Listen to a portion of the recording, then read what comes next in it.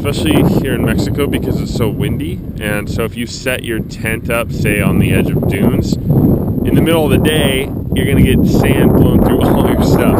So kind of what we've decided to do here was, because we have a little bit higher quality camping gear, we're able to camp up on top of this mesa. And that's really good because you get out of the soft sand, you get up into the hard pack stuff, and it makes it a lot easier.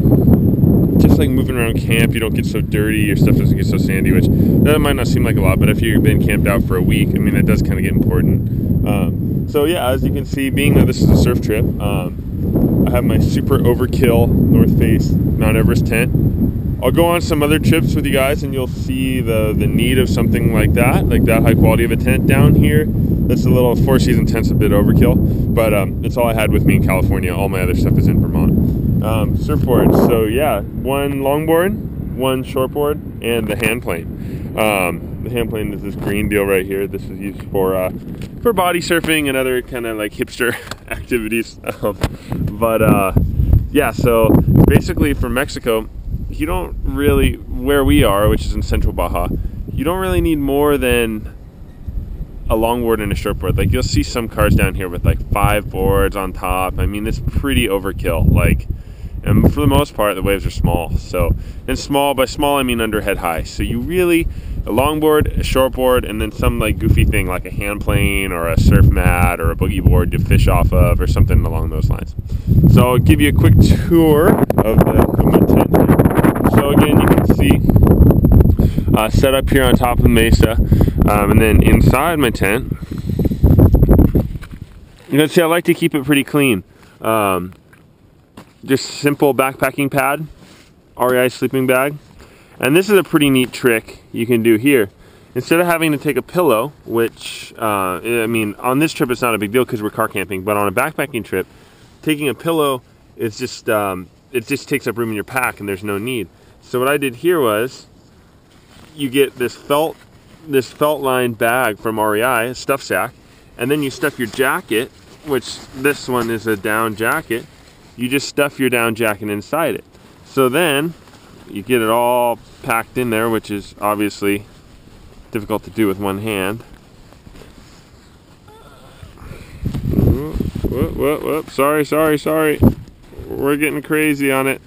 And you stuff it all in there and it's nice and hard.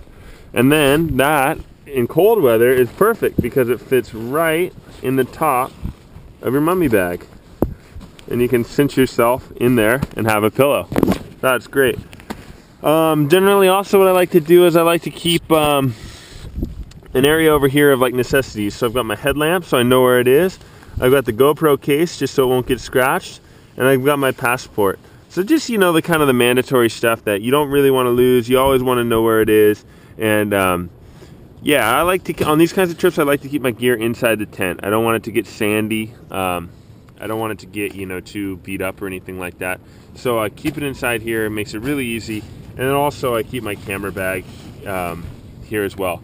Another thing when you're traveling is that thieves know what a camera bag looks like. Like, you might think that low pro bag is really awesome and, you know, it doesn't really know, no one really knows what's in it. But when you're carrying a giant square bag that says low pro on it, you're pretty much a high profile person to get your stuff ripped off. So I just put all my camera gear inside just a simple JanSport bag. It's not as protective, obviously, but no one really knows. It could be, who knows what it is. So that's why I like this. You know, I've got my SLR in there, I've got a telephoto lens, I've got some other stuff, but it's more concealable, so it's better when, you know, you're in a more crowded area, you don't stand out so much. And then I kind of walk you through here the rest of the camp. But yeah, again, just make sure you pick a good spot, a good flat spot, not too many rocks, and also don't be afraid to move around rocks if you're trying to pick a good campsite. Like, it's not difficult, it only takes a little while, and it's better to invest the time in the good campsite so you can get a good night's sleep, because if you don't sleep well, you're not rested, then you're not going to perform surfing or climbing or